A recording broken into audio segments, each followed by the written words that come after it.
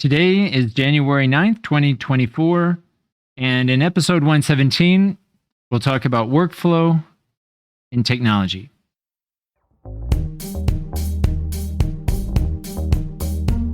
Hello and welcome to ELT Cast, an educational podcast making English language teaching and learning more transparent. My name is Benjamin Stewart at benjaminlstewart.net.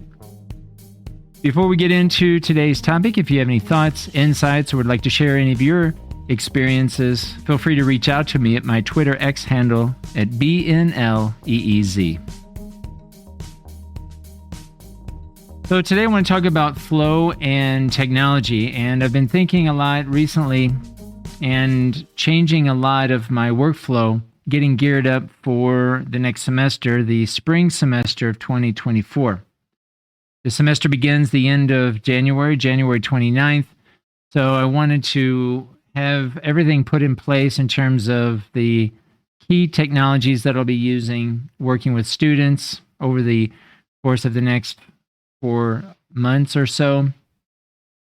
And today I want to talk primarily about 2 key technologies that I'm going to be using. The first being Microsoft Teams, and the second being Obsidian.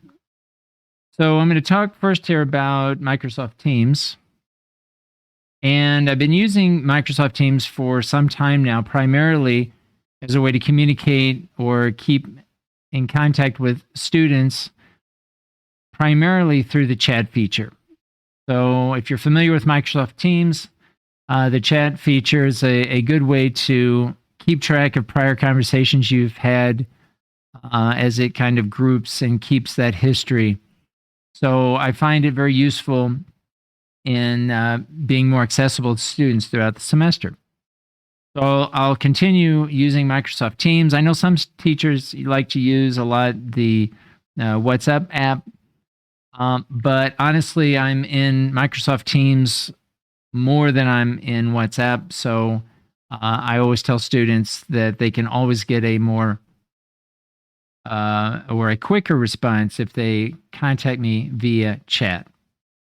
Also, this semester I'm going to be using Microsoft Teams as an LMS, as a learning management system. So I'm not sure exactly when they updated Microsoft Teams to include modules for assignments, classwork.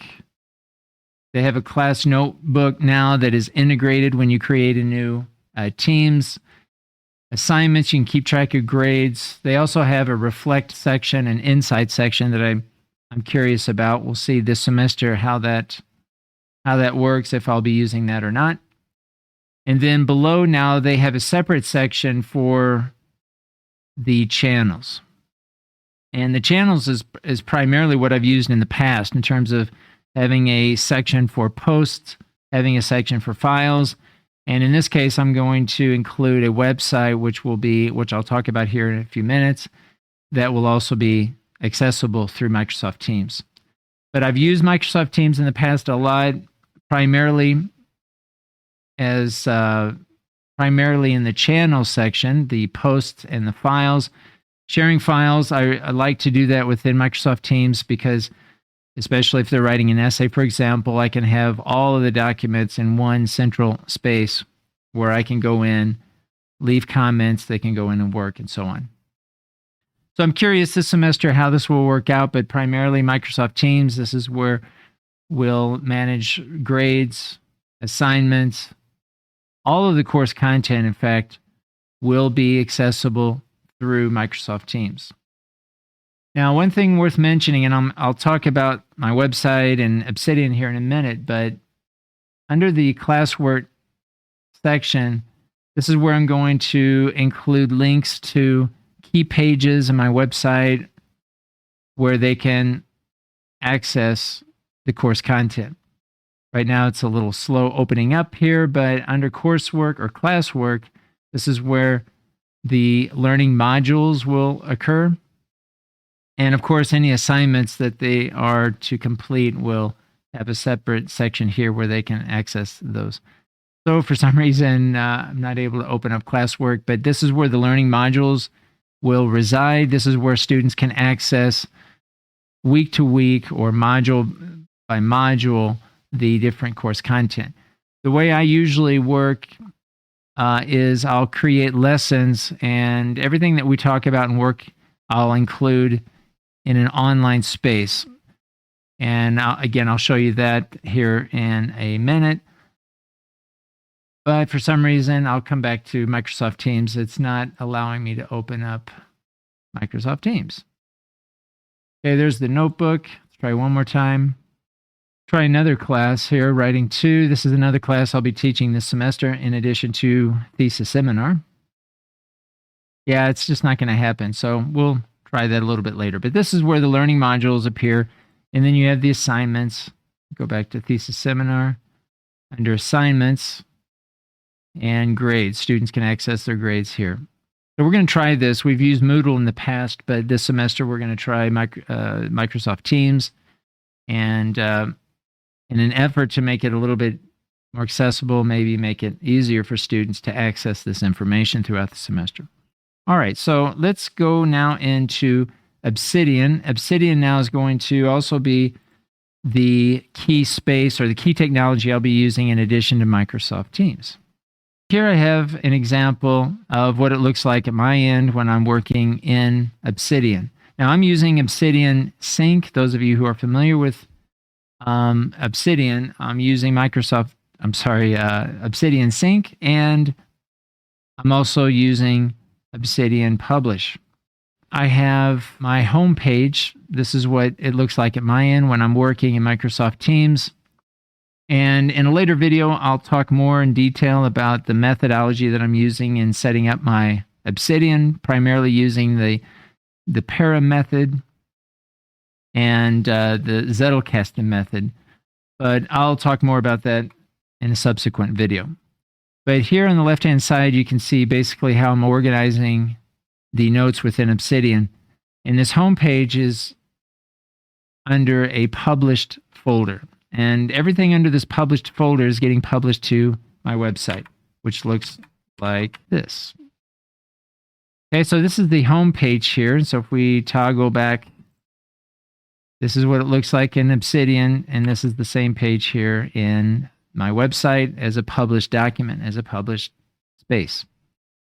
And the idea here is to try to share as much information as I can. Things that I'm working on in Obsidian, I push out to the published folder so that they can access and I can provide that information to my students.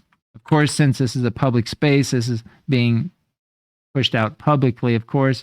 But the idea here is that students also can, if they choose, they can access the information that they're working on in class.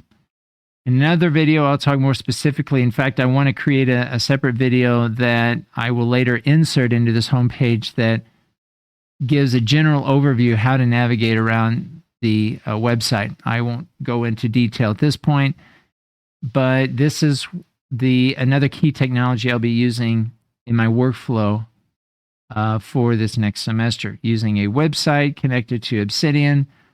And again, just as I'm always thinking about different things that I'm going to be sharing with my students or maybe publishing as a separate article, everything that I'm working on stays in Obsidian. And most of that information will begin in the Slipbox folder. And this is just a private folder where I'm working essentially. And then when I create different documents and I think it's worth publishing, then I'll push it out or move it to the published folder. So more or less, that's my workflow here without getting into detail here in Obsidian. I'm experimenting also with databases, projects, which are plugins within Obsidian, and haven't quite decided on the route that I'll take for those two aspects of Obsidian. But again, this will be worth another video, I think, going into the details of how I'm using Obsidian. But Obsidian, this is a key technology that I'm going to be using in addition to Microsoft Teams that I've already mentioned. One last piece of technology that I'll be using, and if you go to, there's actually two more technologies that relate to a podcast that I'm using. And they're really integrated into the website that I have here. And you can see ELT Cast on Spotify, which I use Spotify for podcasters. And I'm also creating a newsletter for the ELT podcast where all of the show notes reside. And that's also accessible through the website. It's called ELT Cast Newsletter. And the Substack is another technology that I'll be using. But this is more of a extended. It's more of just a way to distribute information that primarily will begin in Obsidian and also to a degree in Microsoft Teams as it relates to students who are enrolled in classes that I teach. If I didn't mention it already, I'm going to be teaching the spring 2024 semester. I'll be teaching Thesis Seminar, which is a 15-hour-a-week class, 16 weeks, where English language teacher trainers will be creating a research project. So they'll be writing a literature review, they'll be collecting data and presenting the results throughout the thesis seminar. I'll also be teaching a Writing 1 course, which is for A1 level English language learners to practice their writing skill, primarily their academic writing skills. And we'll be talking about APA and writing conventions, organization, forming arguments, and so on. So both of my classes I'm going to be teaching this next semester, I'll be using, again, primarily Microsoft Teams as an LMS, learning management system, and Obsidian, pushing out course content or things that I'm working on in Obsidian, pushing it out to my website, and also creating periodic podcast episodes that are also embedded within this website. And finally, the ELT Cast newsletter, which will be created in Substack. So I think I'll stop there. If you have any thoughts or want to share your workflows, I'm always interested in how other educators are creating their own workflow, using their own set of technologies to work more effectively, more efficiently. I'm always interested in how others are doing that, so feel free to reach out to me at my Twitter handle at BNLEEZ. You've been listening to ELT Cast, an educational podcast making English language teaching and learning more transparent. Thanks for listening.